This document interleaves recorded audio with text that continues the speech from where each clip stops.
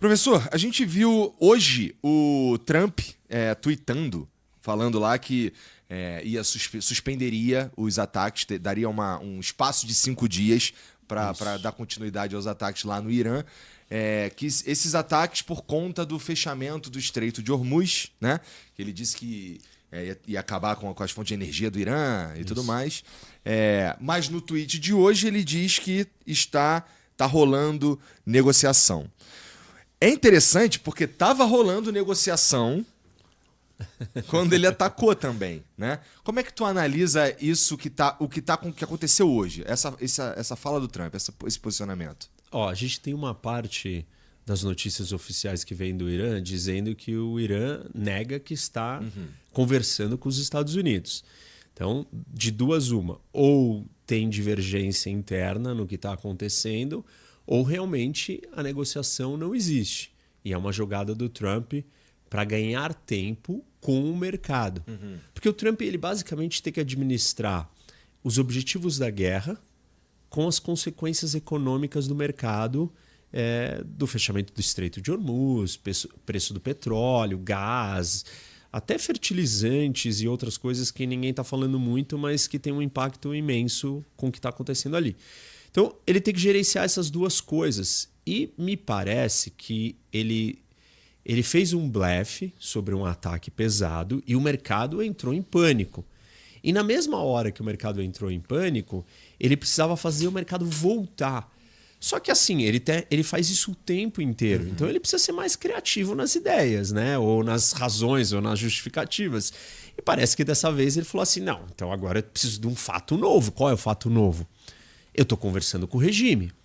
E aí existe uma suspeita que ele esteja conversando com um speaker lá do parlamento, que foi um cara que já foi prefeito de Teherã, que é um insider mesmo, um cara ligado à Guarda Revolucionária. Mas se for essa figura, é uma figura bastante corrupta. Ou seja, entendi. Será que é real essa conversa? Ou o cara querendo se dar bem ou ganhar alguma coisa na história? Ou só servindo o propósito do Trump de acalmar os mercados enquanto ele precisa de mais tempo? Quanto tempo? Os israelenses indicaram mais ou menos que eles já alcançaram metade dos seus objetivos ou dos seus alvos. Então, estamos falando de talvez mais 2, 3 semanas de guerra. Como é que o Trump vai sobreviver 2, 3 semanas de guerra com o mercado, né, desconfortável, incomodado, preocupado com o preço e tal, e as consequências econômicas? E aí ele precisa, então, segurar o mercado. Tá bom, é 3 semanas, então deixa eu jogar uma coisa mais alta, voltar umas 3 casas. E assim ele está jogando com essa perspectiva, essa percepção, né, do mercado. Uma coisa que você já tinha me falado também é que é interessante que os ataques do Trump acontecem nos fins de semana, que é porque os mercados estão fechados. Né? Então, daqui a 5 dias é fim de semana de novo, né? Eu nem sei se talvez a gente precise esperar 5 dias, mas tem uma outra operação que, assim, está em andamento, que é a invasão da ilha, né? A ilha Karg, que é a ilha importante onde o Irã exporta todo o seu petróleo. E aí tem um navio anfíbio americano que está vindo lá da Ásia e que está chegando agora, deve estar chegando hoje, amanhã, sei lá, nesses dias, que supostamente tá carregando 2.500 Marines e eles podem fazer essa intervenção de controle da ilha física, com soldados ali para dominar a ilha. E se isso acontecer, ele precisa de uma distração, ele precisa de uma suposta recuada. Isso pode estar servindo esse objetivo militar também. Essa operação não é uma operação fácil, aliás, né? Só para quem estiver ouvindo aí entender. Você tem que colocar soldados dentro de uma ilha, tem 20 mil iranianos dentro dessa ilha, todos trabalham na indústria do petróleo, basicamente. 90% de todo o petróleo do Irã sai dessa ilha, tudo que o Irã exporta, e 90% do que ele exporta, por um acaso, vai para a China. Estamos falando de 1,6 milhão de barris. E aí os americanos têm que fazer uma operação para dominar a ilha. Com qual lógica? Já que você fechou o nosso petróleo, o petróleo do mundo, nós vamos acabar com a sua fonte de renda. O Irã, ao longo desde que começou a guerra, já vendeu 16 milhões de barris. Porque os dele estão passando. O petróleo dele está passando. Então, os Estados Unidos estão pensando assim, vou lá e vou controlar o petróleo dele e aí eu vou ter um leverage, né? Uma vantagem, uma possibilidade de botar ele contra a parede. Assim, é questionável, né? E dá para a gente analisar aqui. O Irã vai ceder a esse tipo de pressão? Se a gente olha para o histórico de quantas sanções já existem contra o regime iraniano, não é mais uma pressão econômica que faz o regime recuar. Ainda mais quando nós estamos falando da sobrevivência do regime.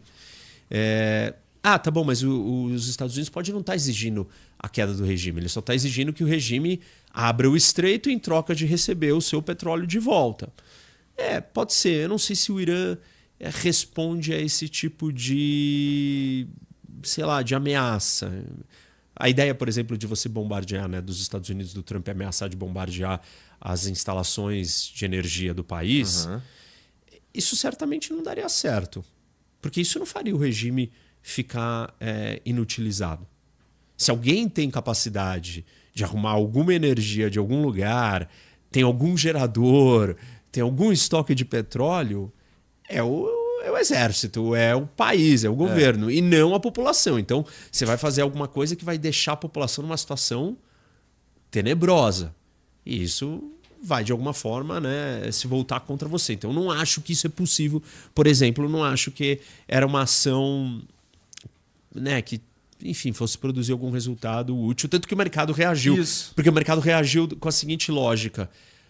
Se Israel atacou, né, a produção de gás do Irã e o Irã retaliou destruindo produção de gás ou campos de gás no Catar, inclusive, uma destruição que não vai ser consertada em uma semana, mas estamos falando de 3 a 5 anos, o que o Irã vai fazer de retaliação quando ele for atacado nas suas usinas geradoras de energia? Sim. Né? E aí, por isso que o mercado entrou em pânico. Mas voltando então para a história da ilha, não me parece que essa ameaça seja suficiente para colocar o regime iraniano nas cordas. Quantos marinhos estão indo para essa ilha aí que tu falou? 2.500. Tá. E aí, qual que é a operação? Você não vai poder desembarcar na ilha, né, com barcos, porque os navios americanos não estão no raio de alcance dos mísseis e drones iranianos circulando ali. Eles estão mais distantes. Esse próprio navio anfíbio que está chegando, que é o Trípoli, ele também não vai ficar ali parado. Ele não vai chegar a parar na ilha e desembarcar todo mundo. Ele vai parar antes e aí eles vão mandar esses Marines com aqueles aviões helicópteros. Não sei se você já viu que é um avião que ele decola com uma hélice virada para cima, MV-22, e depois a hélice vira e ele vira um aviãozinho. Eles provavelmente chegariam na ilha desse jeito. E aí eles têm que dominar o aeroporto, que o aeroporto é o ponto de acesso. Se a marinha iraniana está comprometida, basicamente inexistente, e é uma ilha, então como é que você vai chegar lá? Voando? Então tá bom. Então os americanos têm que dominar o aeroporto e proteger o aeroporto e controlar a ilha inteira. O Irã pode começar a bombardear a ilha. E aí tem alguns riscos. Bombardear a ilha pode destruir a infraestrutura do petróleo. Mas o Irã pode não estar nem aí para isso. O Saddam Hussein, quando ele estava no Kuwait, ele botou fogo em todos os campos de petróleo dentro do Kuwait. E aí, se o Irã não está nem aí a esse ponto, e o objetivo dele é matar 2.500 soldados americanos, aí ele vai destruir a sua capacidade de exportação. Mas tu acha que isso faz sentido? Porque assim, a gente sabe que os iranianos, acima de tudo, odeiam os americanos. Então isso não é muita viagem, não. Não é. Eu não acho que. Eu acho que a ideia de que você controle o petróleo de exportação do Irã vai fazer o regime vir à mesa de negociação, provavelmente me não. Parece fraca. Tá. Não é uma coisa assim, nossa, agora sim você colocou eles numa situação Perfeito. totalmente sem saída e eles vão ceder. Por isso que a operação inteira de domínio da ilha é uma operação duvidosa, com custos e riscos muito altos, principalmente esses que eu estou descrevendo. Aí imagina que você tem 2.500 soldados americanos com a ilha inteira pegando fogo, com fumaça, incêndio.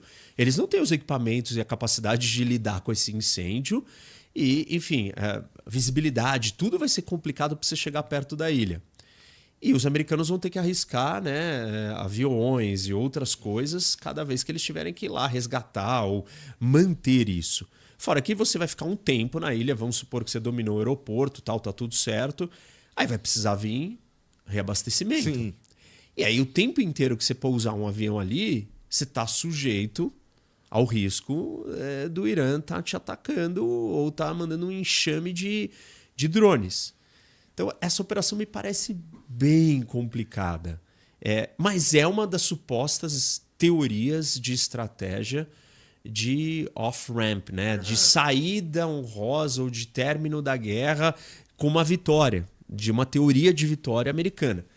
Tô entendendo. A outra estratégia ela é ainda mais complicada, que seria: vamos capturar o material enriquecido, o urânio enriquecido. E aí esse urânio está em Isfahan, né, numa instalação lá embaixo da terra, tal, numa planta de enriquecimento. Complicadíssimo de chegar. Que é um dos lugares mais protegidos do Irã. Pelas Forças Armadas e tal. Então os Estados Unidos teriam que preparar uma operação militar com soldados. Esses soldados teriam que entrar lá dentro, muito para dentro do continente, muito para dentro do território iraniano, bem enfiado dentro do país, criar um grande perímetro em volta dessa instalação, avançado, para você ter espaço para proteger essa história, e começar a enviar avião, helicóptero, todo mundo sobrevoando e tentando proteger. E o Irã inteiro ia se mobilizar, né? O Irã inteiro. As forças do regime todo iam se mobilizar para ir lá matar o máximo de soldados americanos que eles pudessem e evitar que os americanos pudessem retirar o material enriquecido. E aí tem um complicador, né? Esse material enriquecido não esse urânio, ele está em forma gasosa. Então, você tem que transportar ele em gás e extremamente cauteloso. E como é que você vai transportar tudo isso? Você está no meio de uma guerra, né? Cercado, tentando criar um perímetro de proteção. Essa seria uma saída de uma teoria da vitória americana. Essa é pior do que a da ilha. Essa parece mais difícil mesmo. Mais difícil.